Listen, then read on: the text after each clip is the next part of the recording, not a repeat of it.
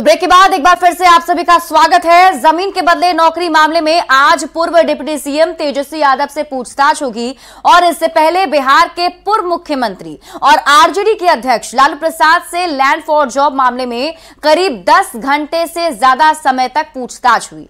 लालू प्रसाद से पूछताछ पटना में ईडी के कार्यालय में हुई और इस दौरान लालू प्रसाद से ईडी की तरफ से 50 से ज्यादा सवाल किए गए और उनसे जवाब मांगे गए। पूछताछ के दौरान लालू प्रसाद को चाय, नाश्ता, दोपहर का भोजन और शाम का नाश्ता भी दिया गया था। डॉक्टर की तरफ से लिखी हुई सभी दवाइयां भी उन्हें निर्धारित समय पर खाने के दौरान दी गई। रात करीब 9:15 बजे लालू प्रसाद यादव ईडी के ऑफिस से बाहर निकले और इस दौरान लालू प्रसाद की बेटी मीसा भारती उनके साथ मौजूद रहीं। मीसा भारती ने जांच एजेंसियों के जरिए बेवजह परेशान करने का भी आरोप लगाया।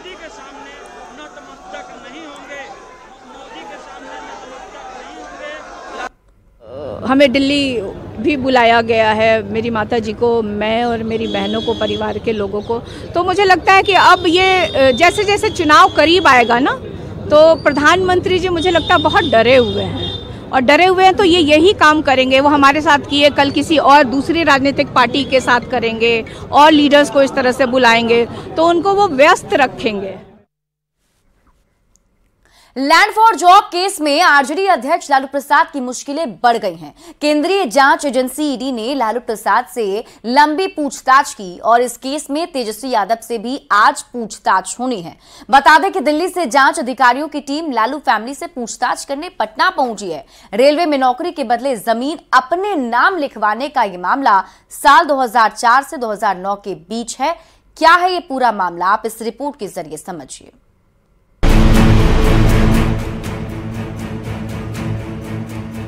रेलवे में लैंड फॉर जॉब घोटाला मामले में राष्ट्रीय जनता दल के अध्यक्ष लालू प्रसाद की मुश्किलें और बढ़ गई हैं। दिल्ली से आई केंद्रीय जांच एजेंसी ईडी की टीम ने पटना दफ्तर में लालू प्रसाद से लंबी पूछताछ की। करीब 50 सवाल लालू प्रसाद से पूछे गए। लालू प्रसाद को ईडी दफ्तर तक उनकी बड़ी बेटी मीसा भारती अपने पति के साथ लेकर करीब 11 बजे पहुंची, जिसके बाद लालू प्रसाद से ईडी के अधिकारियों ने पूछताछ शुरू की। ईडी ने कथित जमीन के बदले रेलवे में नौकरी के घोटाले से जुड़े इस केस के लिए लालू प्रसाद और उनके बेटे तेजस्वी यादव को समन जारी किया था। तेजस्वी यादव से भी जल्द ईडी पूछताछ करने वाली है। उनको लगता है, जब उनको लगता है कि अब बस भेज दो उनके परिवार को, लालू जी को उनको भेज दो समन, तो वो भेज देते हैं। और सिर्फ हमारा ही परिवार नहीं, अब तो आप देश में देख रहे होंगे जितने भी उनको लगता है कि ये विपक्ष में है, जो उनके साथ आ नहीं रहे हैं, उनको ये समन भेज दिया जाता है, उनको ये ग्रीटिंग कार्ड भेज दिया जाता है। आपको बता दें कि रेलवे में नौकरी के बदले जमीन लिखवाने के इस केस में ईडी ने लालू प्रसाद, बेटा तेजस्वी यादव, पत्नी राबड़ी देवी के साथ 2 बेटियों मीसा भारती और हेमा यादव को आरोपी बनाया है। कथित घोटाला उस वक्त का है जब लालू प्रसाद तत्कालीन यूपीए 1 की सरकार में रेल मंत्री थे। लैंड फॉर जॉब केस में ईडी ने 19 जनवरी को समन जारी किया था। 9 जनवरी को चार्जशीट दाखिल किया गया। राबड़ी देवी, मीसा, हेमा आरोपी बनाई गई। राउस एवेन्यू कोर्ट से समन जारी हुआ। 9 फरवरी को राबड़ी देवी से पूछताछ होनी है। ईडी की चार्जशीट में 7 आरोपी बनाए गए हैं। बता दें, ईडी ने इस केस में 4751 पन्नों की चार्जशीट दाखिल की है। लालू परिवार के 5 सदस्यों के अलावा हृदयानंद चौधरी और अमित कात्याल का नाम शामिल है। इसके अलावा 2 कंपनियों एके इन्फोसिस्टम और एबी एक्सपोर्ट को भी ईडी की चार्जशीट में आरोपी बनाया गया है। आरोप है कि लालू फैमिली के करीबी अमित कात्याल ने साल 2006 से 7 के बीच एके इन्फोसिस्टम नाम की आईटी कंपनी बनाई और इसी कंपनी के जरिए जमीनें खरीदने का आरोप है। इस मामले में अमित कात्याल पहले ही अरेस्ट हो चुके हैं। न्यूज़ 18 के लिए दिल्ली से शंकर आनंद और पटना से अमित कुमार की रिपोर्ट।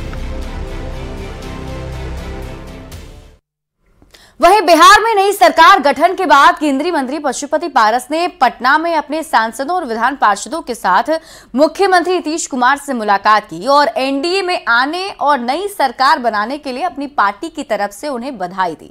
इस मौके पर पशुपति पारस ने कहा कि नीतीश कुमार महागठबंधन में घुटन महसूस कर रहे थे, अब वे सकुशल वापस अपने पुराने घर में रहेंगे और वे यहां से अब कहीं नहीं जाएंगे। नीतीश जी हम लोग के गठबंधन में, एनडीए गठबंधन में 100 कुशल आ गए। 15 महीना से बिहार की जनता और सभी लोग घुटन महसूस करते थे।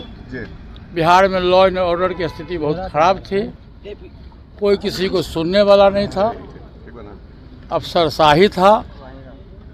लेकिन देर सही दुरुस्त हमारे माननीय मुख्यमंत्री जी पुनः अपने पुराने घर को लौट आए। ये काफ़ी खुशी हुई हम लोगों को, उनको बधाई देने के लिए। और कल जो शपथ ग्रहण हुआ है इसके लिए मैं हम लोग चारों अपनी पार्टी की ओर से, अपनी ओर से जाकर उनको हार्दिक धन्यवाद और बधाई। बिहार में सियासी तस्वीर बदलने के बाद प्रधानमंत्री नरेंद्र मोदी पहली बार 4 फरवरी को बिहार दौरे पर आ रहे हैं, जहां वे बेतिया में हवाई अड्डा मैदान से करीब 19,000 करोड़ की योजनाओं की सौगात देंगे और एक जनसभा को संबोधित भी करने वाले हैं। प्रधानमंत्री के साथ ही मुख्यमंत्री नीतीश कुमार भी मंच साझा कर सकते हैं।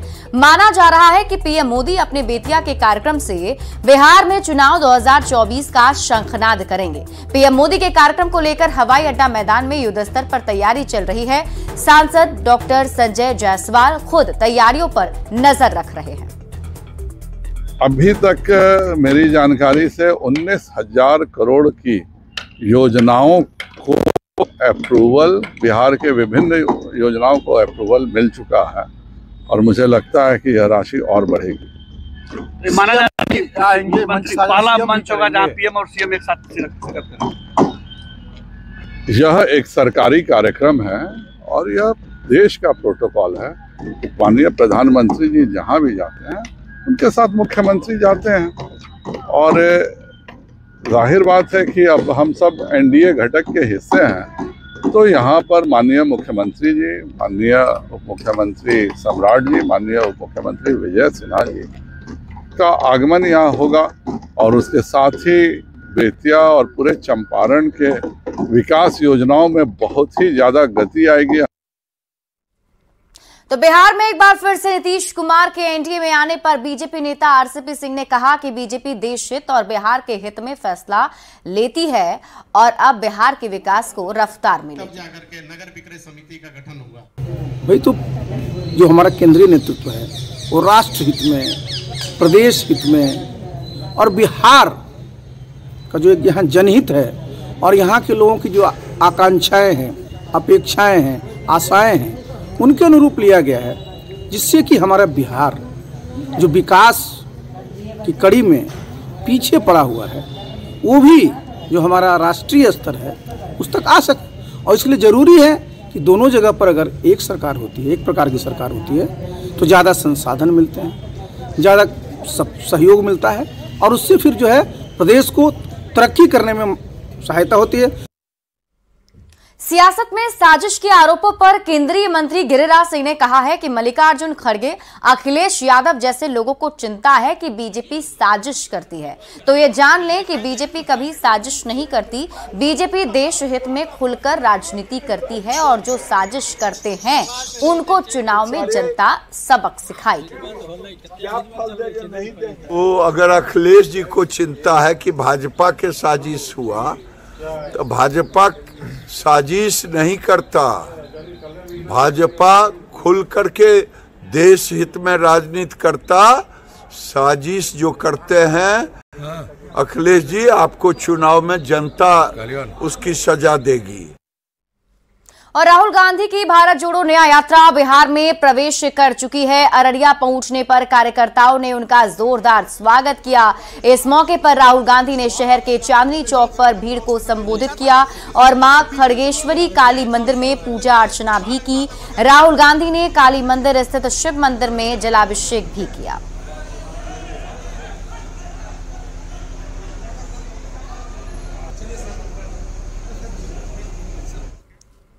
भारत जोड़ो न्याय यात्रा के दौरान राहुल गांधी बिहार यात्रा के पहले फेज में आज पूर्णिया पहुंचेंगे। पूर्णिया के रंगभूमि मैदान में राहुल गांधी और कांग्रेस के राष्ट्रीय अध्यक्ष मल्लिकार्जुन खड़गे जनसभा को संबोधित करेंगे। राहुल गांधी की जनसभा को लेकर पूर्णिया में सुरक्षा व्यवस्था और यातायात व्यवस्था चुस्त रहने का दावा किया जा रहा है। वहीं रंगभूमि मैदान में बड़ा मंच बनाया गया है, जिस पर करीब 100 लोगों के बैठने की व्यवस्था होगी।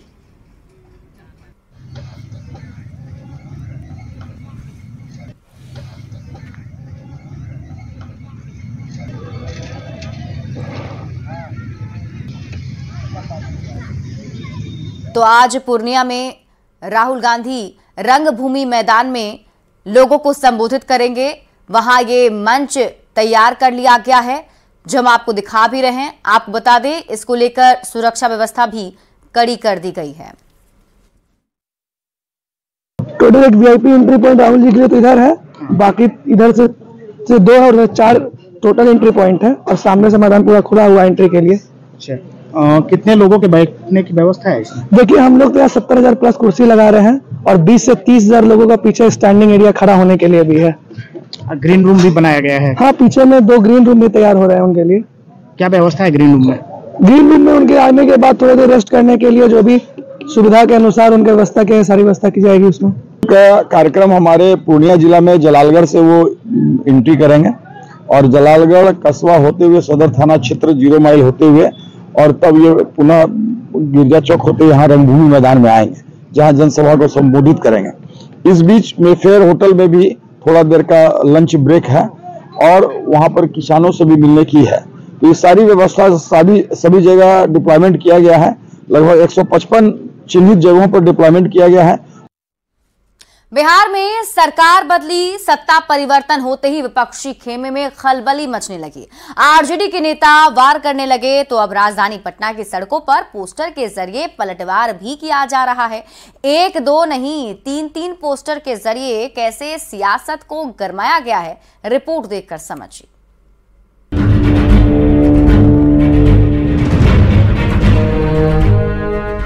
बिहार में सत्ता बदलते ही सियासत का रंग भी बदलने लगा।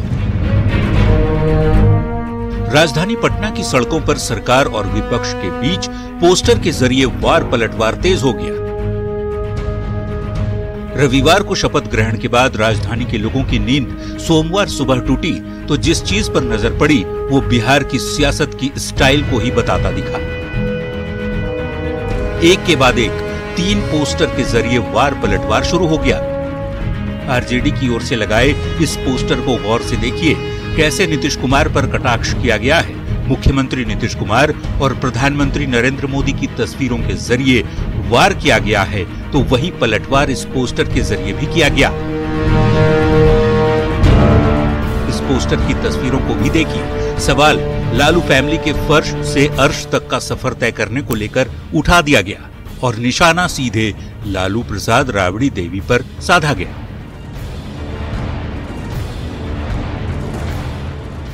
अब जरा इस पोस्टर को देखिए। आरजेडी कार्यालय के बाहर लगे पोस्टर में पूर्व डिप्टी सीएम तेजस्वी यादव को धन्यवाद दिया गया है। पोस्टर के जरिए बताने की कोशिश की गई कि एनडीए की सरकार में रोजगार नहीं दिया गया, पर 17 महीने की महागठबंधन की सरकार ने रोजगार की बहार ला दी। पोस्टर के जरिए भले वार पलटवार चल रहा हो, पर सरकार के बदलते ही पोस्टर के जरिए एक दूसरे को जवाब देने की पूरी कोशिश की गई है। न्यूज़ 18 के लिए पटना से विनीता मिश्रा की रिपोर्ट। तो बिहार में सियासी तस्वीर बदलने के बाद प्रधानमंत्री नरेंद्र मोदी पहली बार 4 फरवरी को बिहार दौरे पर आ रहे हैं, जहां वे बेतिया में हवाई अड्डा मैदान से करीब 19,000 करोड़ की योजनाओं की सौगात देंगे। काफी दिनों बाद पीएम मोदी और नीतीश कुमार एक बार फिर एक मंच पर होंगे।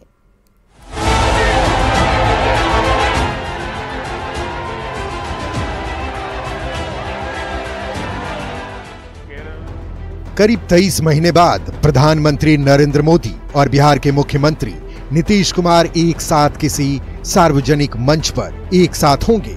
जगह बिहार की बेतिया और तारीख होगी 4 फरवरी 2024। उप मुख्यमंत्री सम्राट जी, माननीय उप मुख्यमंत्री विजय सिन्हा जी का आगमन यहाँ होगा और उसके साथ ही बेतिया और पूरे चंपारण के विकास योजनाओं में बहुत ही ज्यादा गति आएगी। बिहार में सियासी तस्वीर बदलने के बाद प्रधानमंत्री नरेंद्र मोदी पहली बार 4 फरवरी को बिहार दौरे पर आ रहे हैं, जहां वे बेतिया के हवाई अड्डा मैदान से करीब 19,000 करोड़ की योजनाओं की सौगात देंगे और एक जनसभा को संबोधित करेंगे।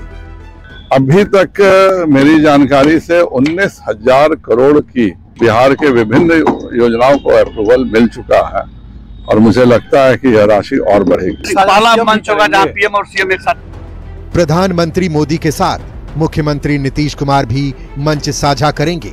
अगर G20 शिखर सम्मेलन के दौरान राष्ट्रपति की ओर से 9 सितंबर 2023 को दिए गए रात्रि भोज को छोड़ दें तो इसके पहले मार्च 2022 में दोनों नेता एक साथ यूपी की राजधानी लखनऊ में दिखे थे, जब यूपी में बीजेपी की सरकार बनी और योगी आदित्यनाथ के मंत्रिमंडल का शपथ ग्रहण था। माना जा रहा है कि पीएम मोदी अपने बेतिया की जनसभा के जरिए ही बिहार में चुनाव 2024 का शंखनाद करेंगे। बड़ी बात यह है कि अब तक पीएम मोदी पटना के गांधी मैदान से चुनाव अभियान की शुरुआत करते रहे हैं, लेकिन इस बार वो बेतिया से 2024 के सियासी संग्राम का बिहार में शंखनाद करने जा रहे हैं। न्यूज 18 के लिए बेतिया से मुन्ना राज के साथ ब्यूरो रिपोर्ट। और फिलहाल इस बुलेटिन में अभी के लिए बस इतना ही। आप देखते रहिए न्यूज 18 बिहार झारखंड।